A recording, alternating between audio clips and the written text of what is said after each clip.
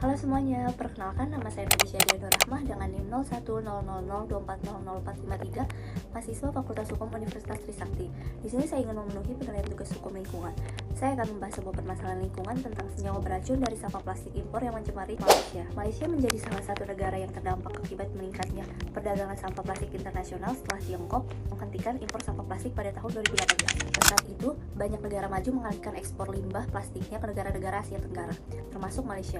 Sampah tersebut masuk dengan dalih sebagai bahan baku daur ulang, namun pada kenyataannya banyak kontainer berisi limbah yang tercampur dengan plastik berkualitas rendah sehingga tidak dapat didaur ulang seluruhnya. Permasalahan ini menjadi perhatian dunia setelah penelitian yang dilakukan oleh International Pollutant Elimination Network atau IPEN bersama Arnica Association menemukan adanya kandungan dioksin yang sangat tinggi pada telur ayam kampung yang berasal dari kawasan di sekitar lokasi pembakaran sampah plastik impor di Malaysia.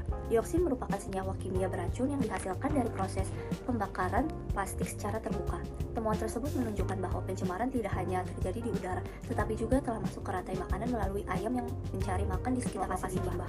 Kronologi kasus ini bermula ketika limbah plastik impor yang tidak dapat didaur ulang, dibuang atau dibakar secara terbuka oleh sejumlah fasilitas pengelolaan limbah. Namun pada kenyataannya banyak kontainer berisi limbah yang tercampur dengan plastik berkualitas rendah sehingga tidak dapat didaur ulang seluruhnya. Pembakaran dilakukan untuk mengurangi volume sampah dan menekan biaya pengelolaan. Namun, proses pembakaran tersebut menghasilkan berbagai zat beracun, terutama dioksin, yang kemudian mencemari udara, tanah, tanaman, hingga masuk ke tubuh hewan ternak.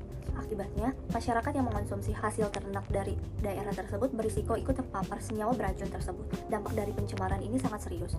Dioksin merupakan zat yang bersifat persisten sehingga dapat bertahan lama di lingkungan dan menumpuk di dalam tubuh makhluk hidup. Paparan dioksin dalam jangka panjang dapat menyebabkan gangguan sistem kekebalan tubuh, gangguan hormon, gangguan reproduksi, gangguan perkembangan pada anak, hingga meningkatkan risiko kanker. Oleh karena itu, kasus ini tidak hanya menjadi persoalan pengelolaan sampah, tetapi juga menjadi ancaman bagi kesehatan masyarakat dan keamanan pangan.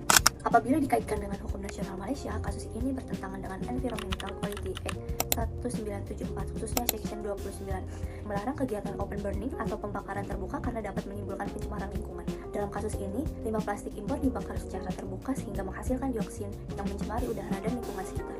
Apabila pelanggaran tersebut terbukti, pelaku dapat dikenakan denda pidana penjara atau kedua-duanya sesuai ketentuan dalam undang-undang tersebut. Selain itu, apabila limbah yang diimpor termasuk limbah yang dikategorikan sebagai limbah berbahaya atau tidak dikelola sesuai ketentuan, maka juga berkaitan dengan Section 34B Environmental Quality Act 1974 yang mengatur pengendalian terhadap schedule wastes atau limbah terjadwal agar tidak mencemari lingkungan. Dari sisi hukum internasional, kasus ini juga berkaitan dengan Basel Convention on the Control of Transboundary Movement of Hazardous Wastes and Their Disposal, yaitu perjanjian internasional yang mengatur perpindahan lintas batas limbah berbahaya. Konvensi ini mewajibkan setiap negara memastikan bahwa limbah yang diperdagangkan tidak membahayakan kesehatan manusia maupun lingkungan, serta harus dikelola secara ramah lingkungan. Masuknya limbah plastik yang tercampur dan sulit didaur ulang ke Malaysia menunjukkan pentingnya penerapan konvensi Basel secara lebih ketat oleh negara pengekspor maupun negara penerima.